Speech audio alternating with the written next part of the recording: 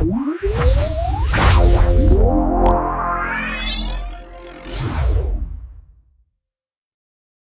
students. Welcome to the Boring School. Let me introduce myself. I'm Rishabh Sir, Senior Chemistry Faculty with over 11 years of experience. And आज मैं लेकर आ रहा हूँ एक और interesting video इस क्रैश कोर्स में जिसका नाम है electrolytic cell. Electrolytic cell electrochemistry का बहुत इंपॉर्टेंट टॉपिक है और इस पे काफ़ी क्वेश्चंस भी बनते हैं और आप एक क्वेश्चन तो एक्सपेक्ट कर ही सकते हैं फ्रॉम इलेक्ट्रोलिटिक सेल। तो चलिए let's unlock the mystery behind the chemistry of electrolytic cell. So first of all, as you know कि सेल क्या होता है, सेल एक डिवाइस होता है जो कि केमिकल एनर्जी को इलेक्ट्रिकल एनर्जी में कन्वर्ट करता है और इलेक्ट्रिकल एनर्जी को केमिकल एनर्जी में कन्वर्ट करता है। तो इलेक्ट्रोलिटिक सेल वो सेल है जो इलेक्ट्रिकल एनर्जी को केमिकल एनर्जी में कन्वर्ट करता है। It converts electrical energy to chemical energy. अब इसका मतलब क्या हुआ? इलेक्ट्रिकल एनर्जी को केमिकल एनर्जी में कन्वर्ट करता है, इस बात का मतलब क्या है? मतलब ये हुआ कि अगर मेरे पास कोई नॉन स्पॉन्टेनियस केमिकल रिएक्शन है तो उस रिएक्शन को हम इलेक्ट्रिसिटी के हेल्प से परफॉर्म करते हैं। मतलब कोई सा नॉन स्पॉन्टेनियस रिएक्शन इलेक्ट्रिसिटी की हेल्प से जहां हम करवाते हैं उस सेल को हम इलेक्ट्रोलिटिक सेल बोलते हैं। तो इलेक्ट्रोलिटिक सेल में ये हुआ, इलेक्ट्रिकल एनर्जी कन्वर्ट होगा केमिकल एनर्जी में। अब इलेक्ट्रोलिसिस का इलेक्ट्रोलिटिक सेल में होगा क्या? होता है इलेक्ट्रोलिसिस। इस प्रोसेस को हम क्या बोलते हैं? इस प्रोसेस को हम बोलते हैं इलेक्ट्रोलिसिस। और अपने सिलेबस में दो चीज है, एक है quantitative and second is qualitative analysis of electrochemistry. First is qualitative analysis of electrolysis, second is quantitative analysis of electrolysis. Quantitative analysis. So qualitative analysis का मतलब हुआ कि अगर हम इलेक्ट्रोलिसिस किसी इलेक्ट्रोलाइट का कर रहे हैं तो क्या प्रोडक्ट बनेगा, और क्वांटिटेटिव एनालिसिस का मतलब हुआ कि अगर हम इलेक्ट्रोलिसिस कर रहे हैं तो कितना प्रोडक्ट बनेगा। क्या प्रोडक्ट बनेगा? क्वालिटेटिव। कितना बनेगा? That is quantitative analysis of electrolysis. तो इसको हम एक दो एग्जांपल समझते हैं। First let's understand the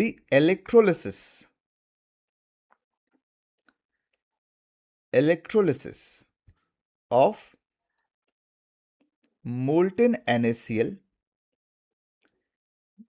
using graphite electrode. Electrolysis of molten NaCl using graphite electrode. तो अब देखो इलेक्ट्रोलिटिक सेल कुछ इस तरह का होगा अपना। इलेक्ट्रोलिटिक सेल कुछ इस तरह का मैं ड्रॉ करता हूं। यहां पर दो इलेक्ट्रोड होंगे, एक लेफ्ट साइड में ड्रॉ कर लिया और एक इलेक्ट्रोड को राइट साइड में ड्रॉ कर लिया। ठीक है, इन दोनों इलेक्ट्रोड को हम किसी बैटरी के हेल्प से कनेक्ट कर देंगे। इन दोनों को अपन किसी बैटरी के हेल्प से कनेक्ट कर देते हैं। दिस इज बैटरी जिसके थ्रू हम कनेक्ट कर रहे हैं इन दोनों को। ओके, अब बैटरी है तो बैटरी का एक टर्मिनल पॉजिटिव होगा, दूसरा टर्मिनल नेगेटिव होगा। तो जो भी इलेक्ट्रोड पॉजिटिव टर्मिनल से कनेक्टेड है उस पर पॉजिटिव चार्ज, जो भी इलेक्ट्रोड नेगेटिव टर्मिनल से कनेक्टेड है उस पर नेगेटिव चार्ज होना चाहिए। और ये इलेक्ट्रोड है किस में? तो ये इलेक्ट्रोड है डिप्ड इन एनी इलेक्ट्रोलाइट। तो यहाँ पे मैं मोल्टेन NaCl ले रहा हूं, तो यहाँ पे इलेक्ट्रोलाइट क्या होगा? Molten NaCl। मतलब मेरे पास Na+ आयन होगा और Cl- आयन होगा। अब ये Na+ आयन जो है वो नेगेटिव इलेक्ट्रोड की तरफ मूव करेगा, Cl- जो है वो पॉजिटिव इलेक्ट्रोड की तरफ मूव करता है। अगर मैं रिएक्शन देखूं तो Na+ जो होगा वो इस नेगेटिव इलेक्ट्रोड से इलेक्ट्रॉन को लेगा और कन्वर्ट किस में हो जाएगा? Sodium solid. और ये सोडियम सॉलिड कहाँ डिपॉजिट होगा? तो वो इस इलेक्ट्रोड पर कुछ इस तरीके से डिपॉजिट हो जाएगा। अच्छा, यहाँ पे गेन ऑफ इलेक्ट्रॉन हो रहा है, इसका मतलब ये प्रोसेस मेरा रिडक्शन है। और रिडक्शन कहां पर होता है?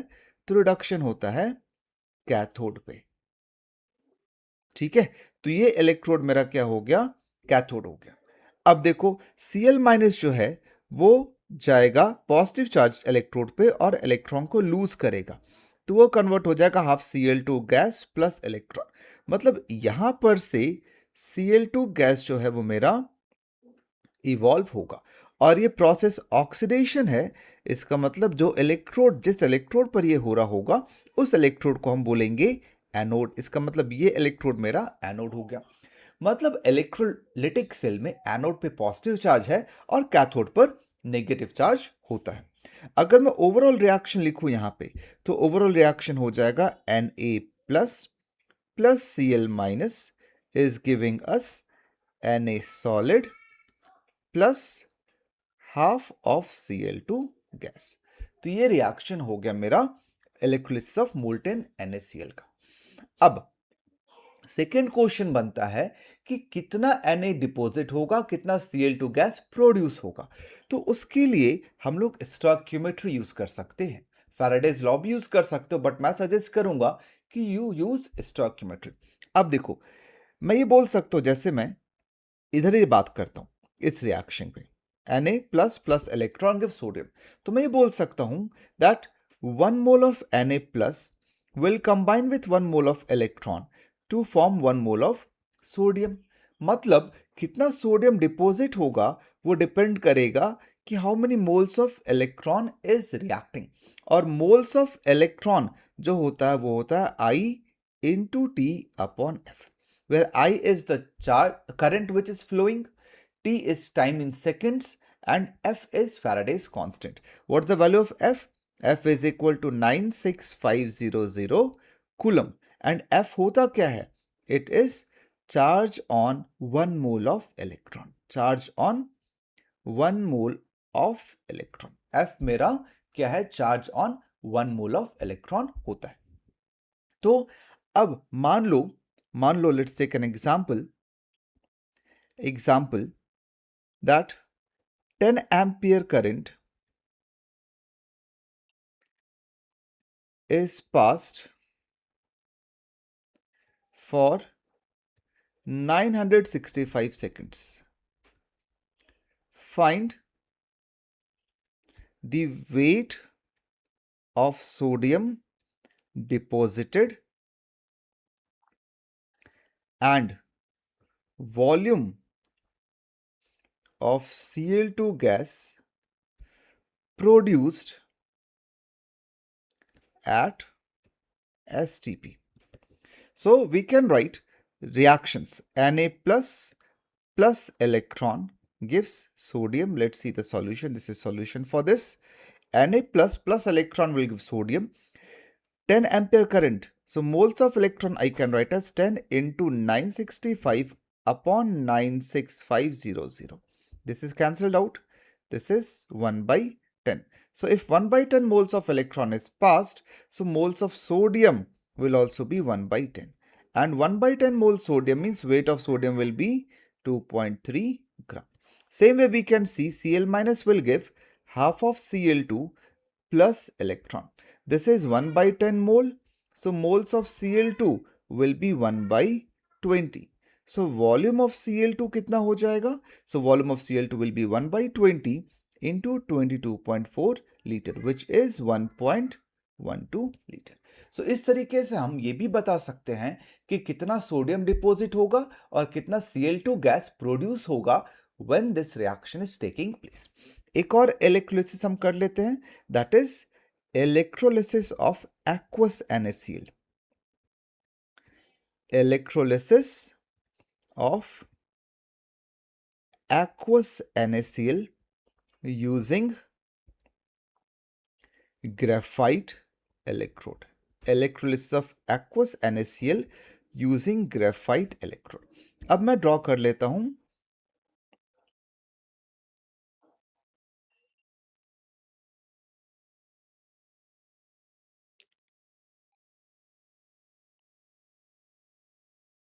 सेम इलेक्ट्रोलिटिक सेल में ड्रॉ करता हूं।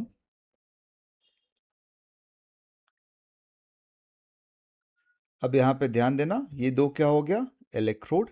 इस इलेक्ट्रोड को कनेक्ट करेंगे किसके थ्रू, इस इलेक्ट्रोड को कनेक्ट करेंगे बैटरी से, BATTERY बैटरी हो गया।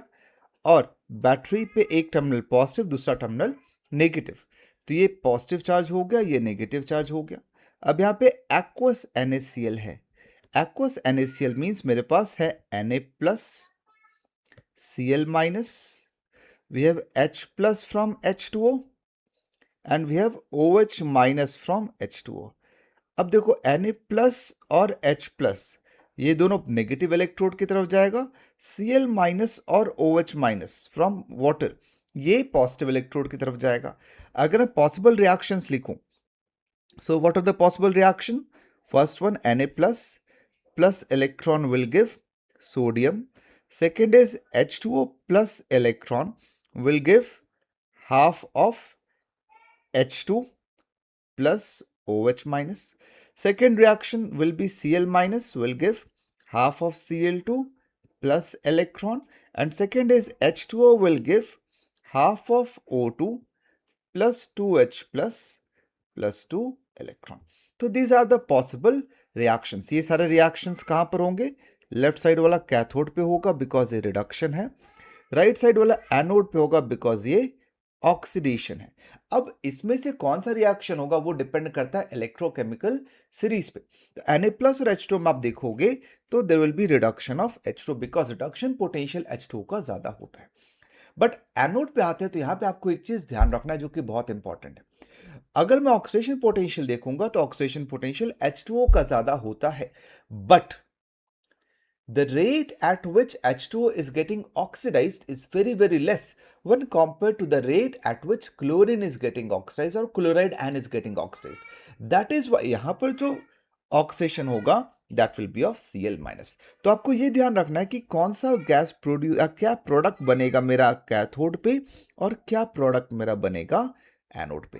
तो अक्सर ये क्वेश्चन भी पूछते हैं कि क्या प्रोडक्ट होगा एनोड पे या कौन सा गैस बनेगा एनोड पे एंड कौन सा गैस मुझे मिलेगा कैथोड पे। तो ये हो गया अपना इलेक्ट्रोलिसिस ऑफ एक्वस NaCl। इसी तरीके से आपको और डिफरेंट इलेक्ट्रोलिसिस समझने हैं, जैसे electrolysis of dilute H2SO4, electrolysis of concentrated H2SO4, copper sulphate, AgNO3 and ये सारा आपको देखना होगा। तो आई होप जो दो इलेक्ट्रोलिसिस के एग्जाम्पल हमने किए वो क्लियर है। अगर वीडियो अच्छे समझ आ गया हो तो लाइक करो, चैनल को सब्सक्राइब करो एंड ऐसे ही इंटरेस्टिंग वीडियोस के लिए बेल आइकन को प्रेस कर दो ताकि आपको नोटिफिकेशन मिलता रहे। Till then keep practising, we'll meet in another session with another interesting video on some other important topic from JEE Mains point of view. Thank you.